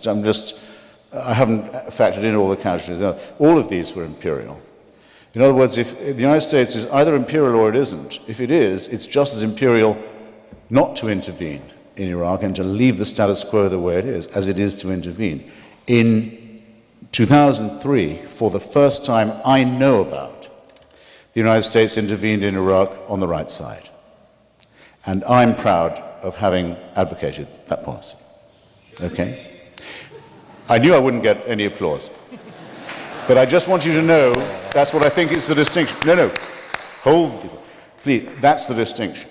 Now, not to intervene would have been just as imperialist, and that was the attitude that Kissinger, Scowcroft, Bush Sr., Pat Buchanan, the other elements of the conservative and imperialist right did advocate, because these are the Saudi lobby who are the core of imperialism in my hometown of Washington. They said, no, leave Saddam Hussein as the buffer state. We like things the way they are. Don't you tell me that's a non-interventionist policy, okay? And don't tell yourself that, because you're letting yourself and your MoveOn.org friends off much too lightly, okay? Voila.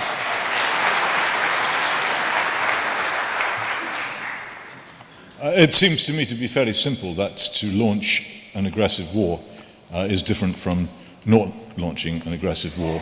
And if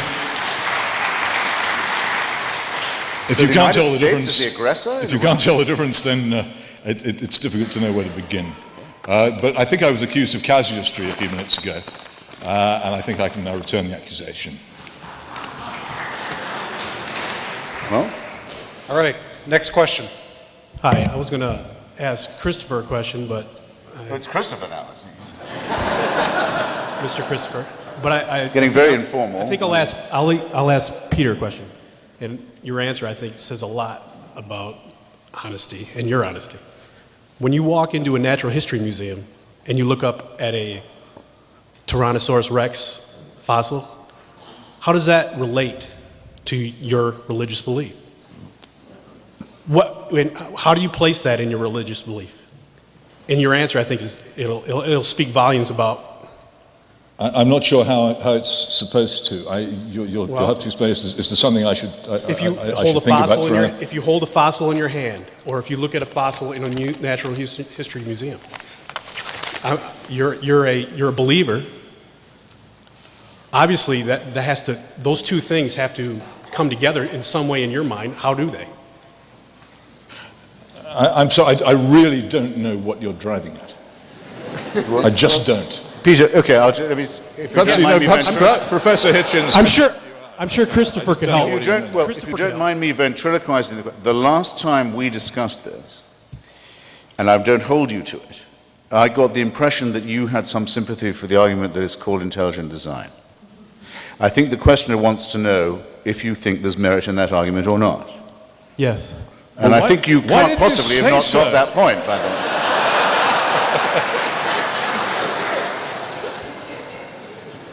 Well, go ahead.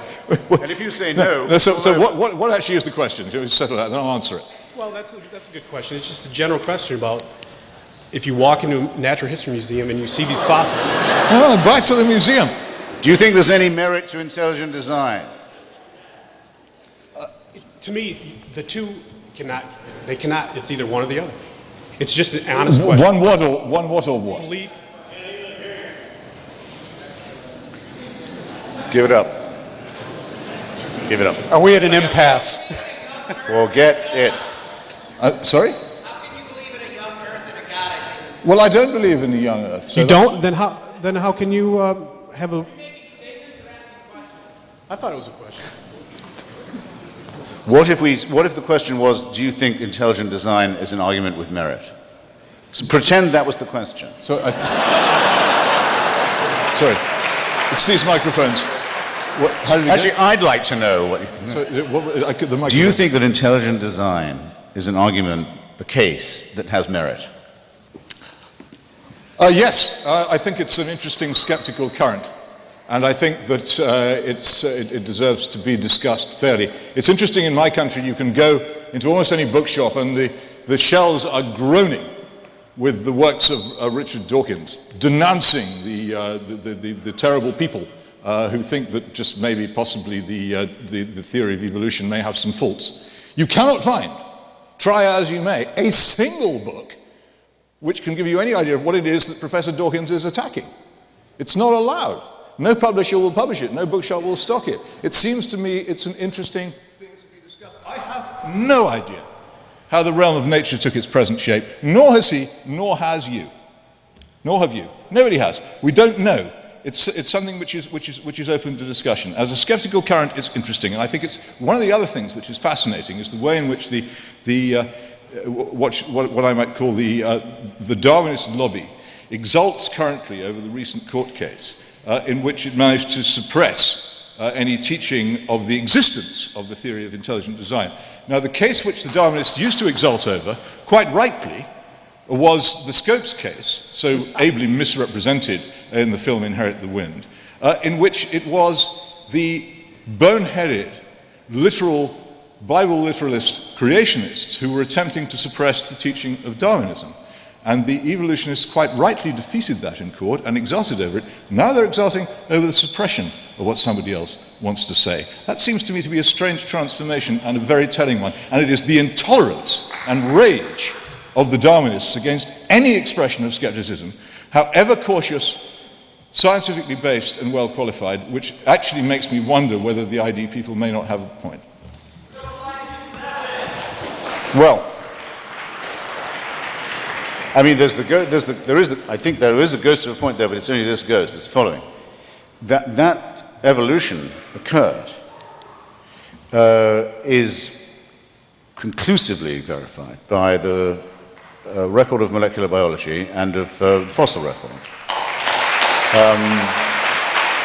There has never been an article in any peer-reviewed journal, and there never will be, to say to the contrary. However, that's only to say that it did occur. How it occurred is not something that's completely consensual. And the Darwinian theory of natural selection is only so far the least contested of those explanations. And Stephen Jay Gould, for example, of whom I was something of a friend and a great admirer, and Richard Dawkins, who's also a friend of mine, had a tremendous disagreement, still do, posthumous in the case of now, about punctuated evolution, about the steps by which this occurred. But that it occurred is not to be doubted.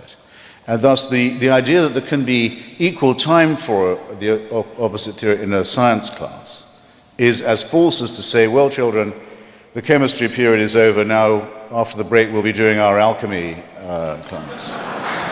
Or your astronomy teacher is off today, but your astrology alternate can check in. Nonsense. And when President Bush says we should teach the argument, I'm with him, if he's sincere, because everything I know about the Darwin argument comes from two great set-piece debates, one in Oxford in the late Victorian epoch between Bishop Wilberforce and Thomas Huxley, the inventor of the term agnostic, about Darwinism, and the second in Tennessee in the 1920s, even more famous. But if the president wants that, and he wants his faith-based initiative, then every church that gets a subsidy or a grant must also teach Darwinism. Equal time. Is that what the president wants? I am sure I know the answer to that. Thank you. You're a take fine the next American, question. Christopher. Come up here. We need the microphone upstairs, please. Try it again, sir. Please do.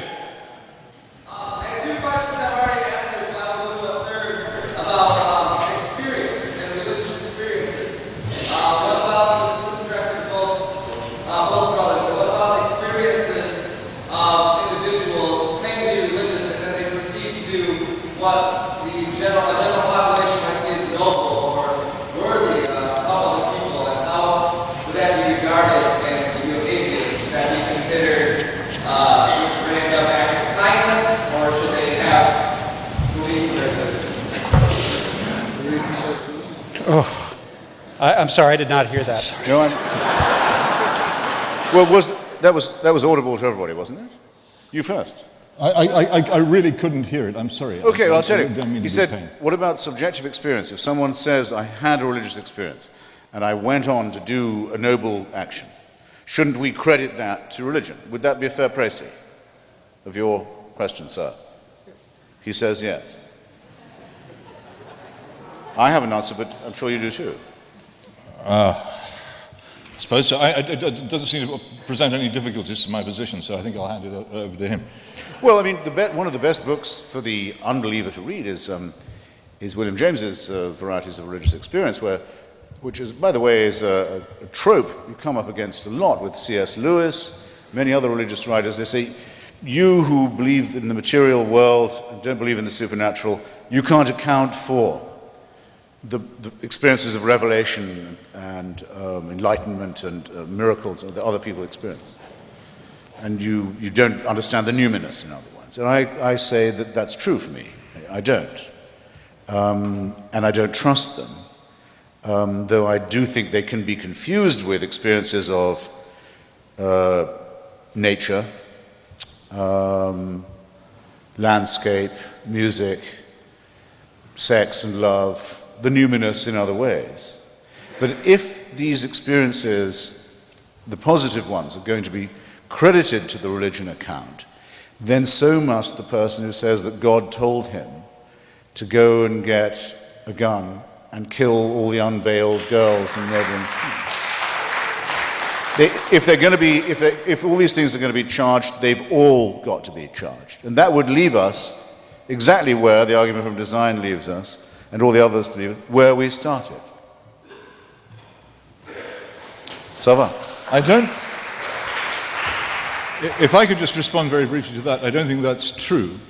I think a lot of time is wasted in this argument by atheists blaming Christians for all the horrors and oppressions that have taken place in history, and Christians returning, oh no, it was only done by atheists. It's quite plain that human beings are always capable of enormous wickedness.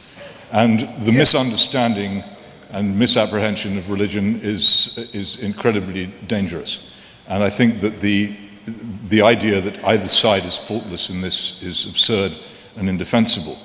But I would very strongly argue that far more good has been done by religious belief than harm, and that great harm is likely to be done to our civilization by an abandonment of religious belief.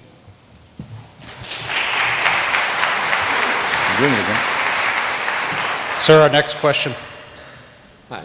I was just at a philosophical luncheon at the University of Chicago where they teach your brand of atheism and morality in their theology school. But they were congratulating Chicago alderman on his life. And one of the things that they cheered was that he had spent several months with Trotsky in Mexico in 1928. They thought this was really great. And that a group of atheists would cheer a man who killed between 40 and 60 million people, and would now do it having spent months with him, and this is something they look up to. And this is the top of the people who do this. The Chinese, who are atheists, killed, 100 to 200 million people? They did 90 million people in locking up 2 provinces in the north, and they preached atheism. And Trotsky went and preached atheism across Russia, and then he hung priests from the back of the train. To say that atheism will kill without any limit if it gets into power anywhere. This has been proved from one end of the world to another.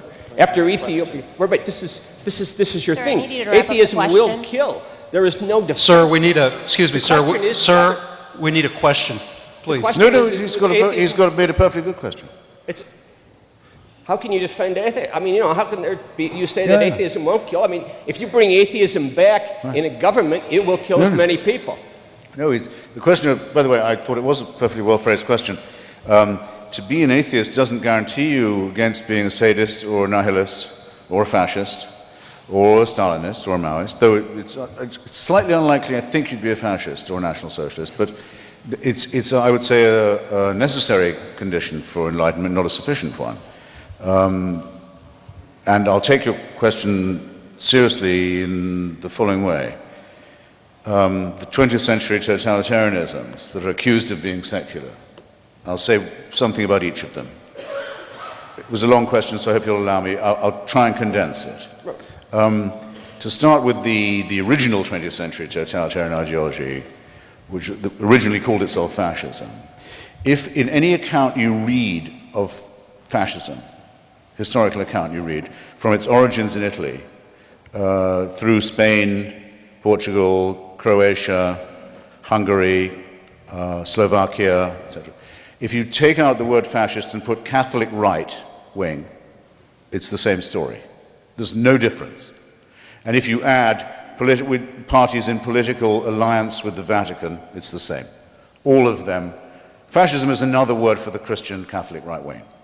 In Slovakia, the actual head of the fascist dictatorship was a priest, Father Tiso.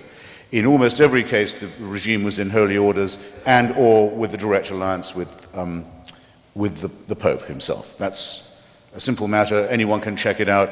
I'm not going to assert it now. I would just say fact-checking, and I would be as one on this point.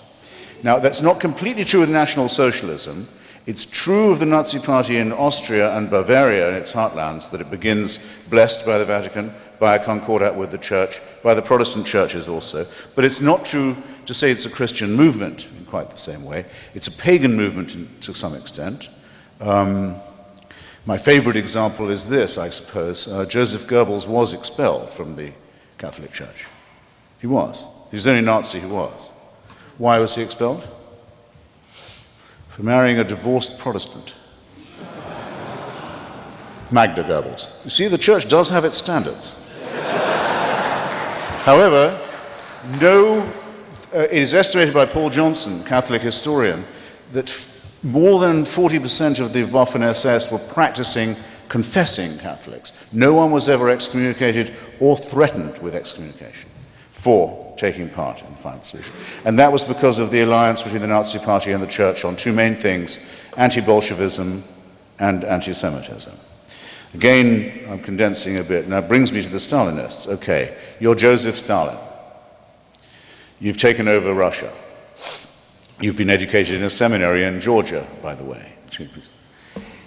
Up till 1917, for hundreds of years, hundreds of millions of Russians have been told that the head of the state is a god, that the Tsar is above power, ordinary secular power, that he's the head of the Russian Orthodox Church as well as the... You shouldn't be in the dictatorship business if you can't take advantage of a deep well of credulity and servility like that. It's your golden opportunity. What does he do? Heresy trials. Heresy trials, witch hunts, miraculous discoveries such as Lysenko's biology, the worship of the leader from whom all blessings flow. As I described North Korea, the most religious state I've ever seen. Mutatis mutandis, this would apply also to Mao's China, with the same background of superstition and servility. Now, for there to be a fair test about this, you'd have to do the following.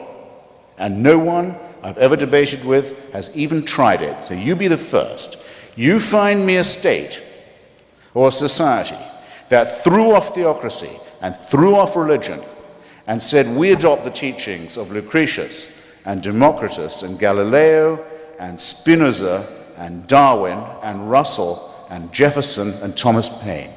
And we make those what we teach our children. We make that scientific and rational humanism our teaching. And you find me that state that did that and fell into tyranny and slavery and famine and torture, and then we'll be on a level playing field. As it is, all you've done is show that the idea of worship and the idea of credulity and the idea of servility and slavery to religion is a bad idea in the first place. But none of the czars and none of the Chinese kings, none of this... By the way, the Russian Orthodox Church always stayed with Stalin, always stayed with Stalin. But they never killed 30% of their population. Who didn't? The Russians never killed 30% of the population before the communists took over, 20 or 30%. No czar ever did that. No Christian czar ever did any killing on anyone. Well, no, excuse me, they started the First World War. They started the pogroms. They brought the protocols of the Elders of Zion that was imported by Tsarist secret policemen to National Socialist Christian gangsters in Europe. How much do you think the export of Russian Orthodox anti-Semitism cost us in point of lives and war? And have you ever counted up what happened to the wars that Tsarism started and carried on, and the persecutions, and the famines, and the tortures, and the starvation, and the people who just died of neglect? Come on. You want to do this accounting? I'm here. I'm really here for you.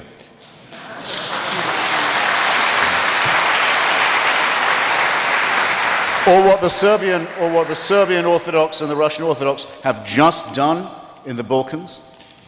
The most recent genocide we've seen in Europe, entirely done by Russian and Serbian Orthodox fascists and Catholic Croatian Ustasha, grinding a whole part of civilized Europe into nothingness and bloodshed for their filthy, stupid medieval quarrels. How dare you say that any secularist, we who've opposed this kind of barbaric stuff, are on all fours with these creeps? You should take it back. You owe me an apology.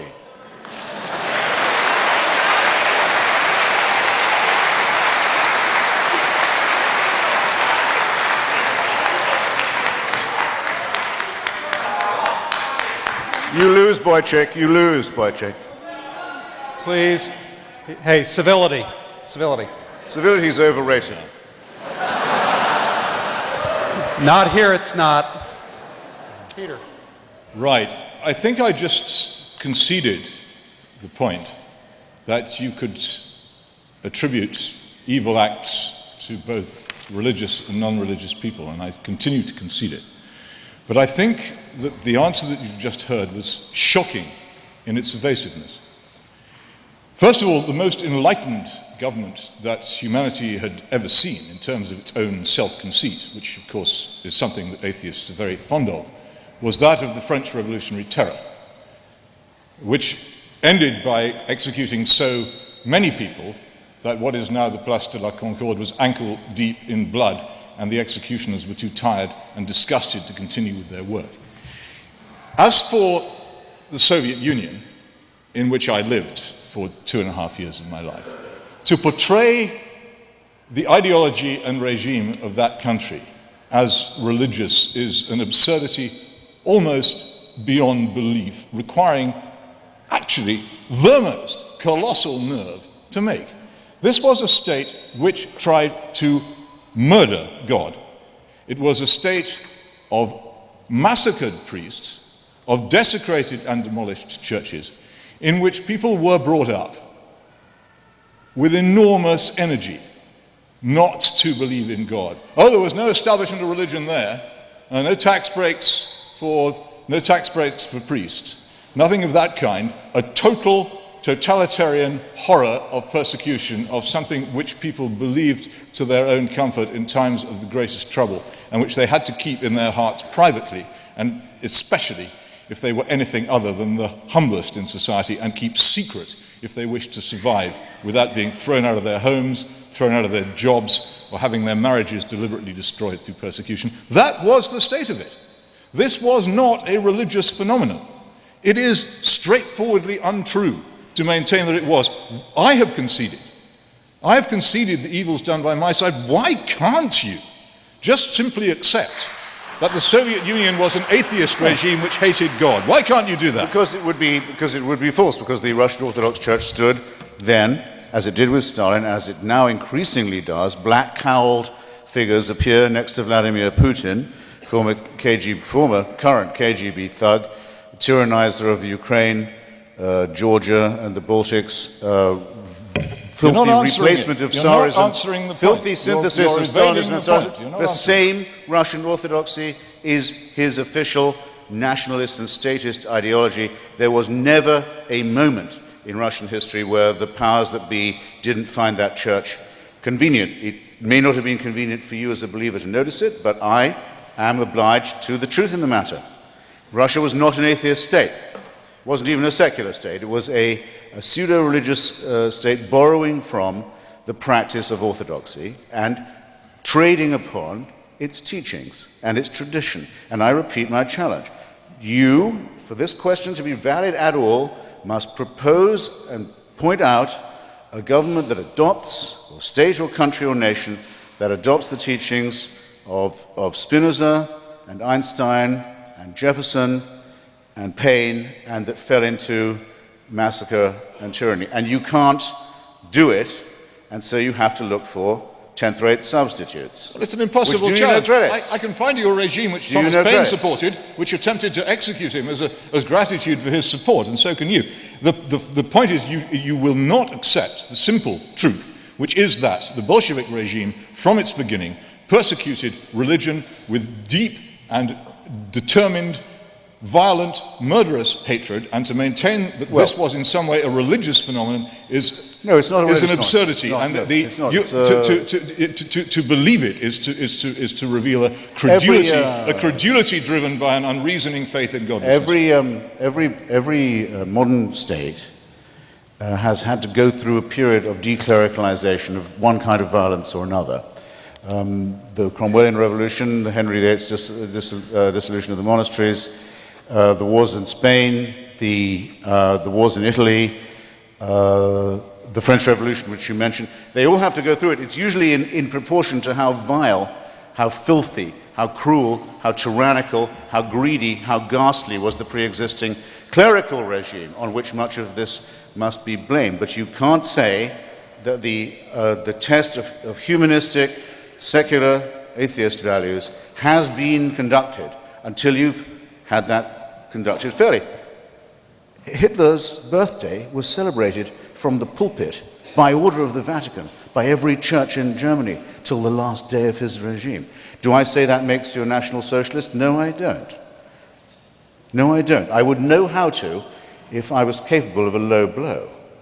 But as you know, I'm not.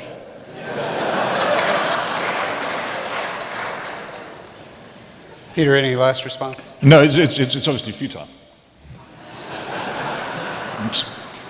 Our last question. Invincible faith. In the last few years, we've witnessed... Speak up. In the last few years, we've witnessed many atrocities perpetrated by fundamentalists. And I'm concerned that we run the risk of letting our responses fall into a fundamentalist mode of thinking. And I'd like to have each of you comment on that. I'm not sure I got the grammar of your question, sir, I must be honest. Well, the concern I have is that how can we sustain a modern secular response to medieval fundamentalist atrocities? And how can we convince our politicians to take a secular modern approach to thinking about these things and educating the populace about them?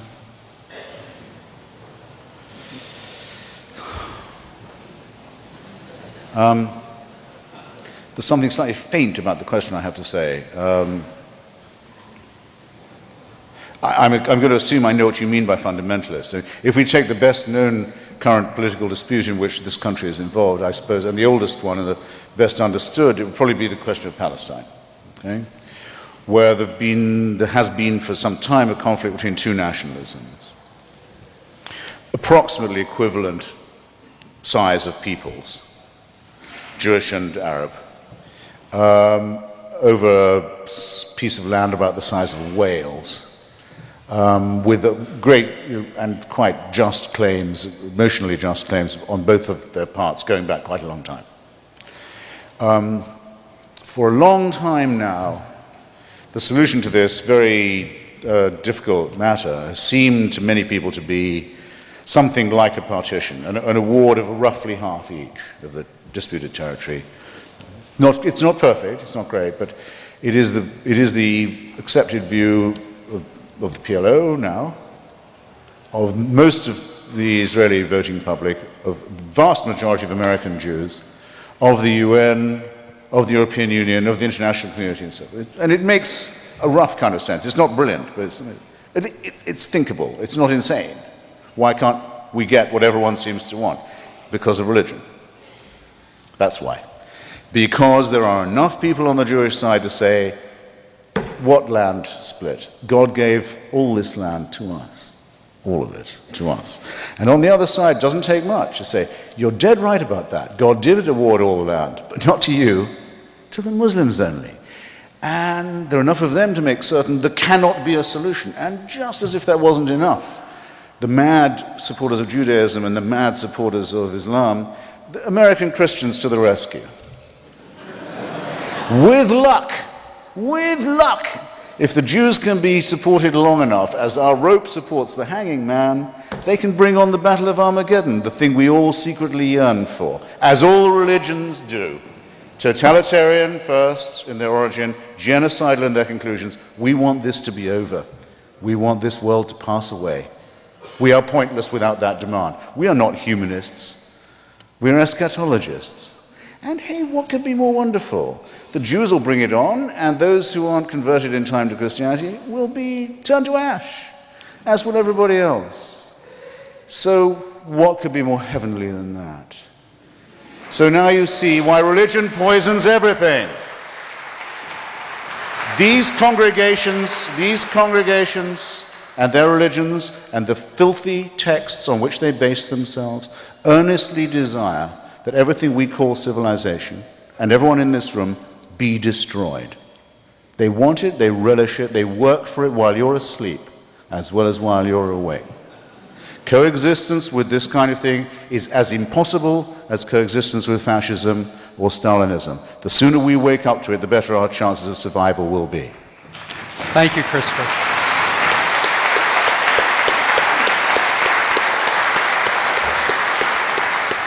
It's my unhappy task to have to call the question time to an end now.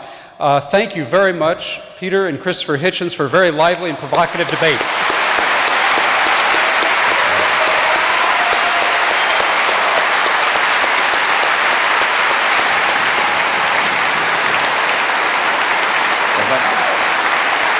I told them not to clap. Thank you. All yours.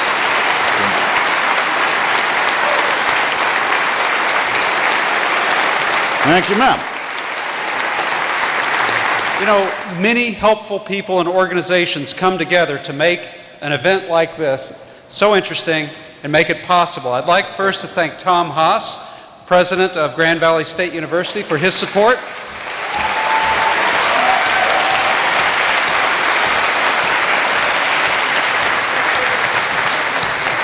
Also, a wonderful partner that we've discovered, Jeff Sieber and the Center for Inquiry.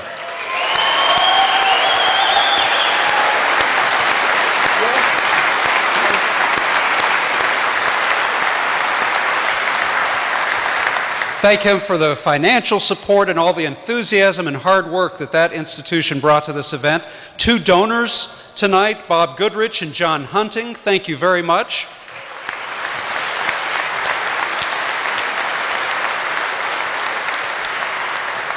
And wow, what a venue. Heather Beretta and her colleagues at Fountain Street Church for providing such great services here.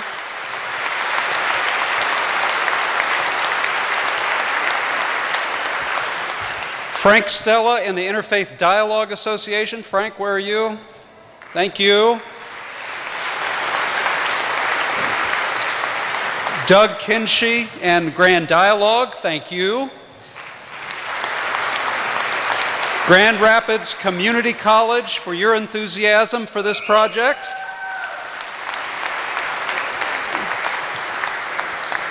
And most of all, the founding benefactor of our Presidential Studies Center, Ralph Hauenstein, who just celebrated his 96th birthday. Thank you, Ralph.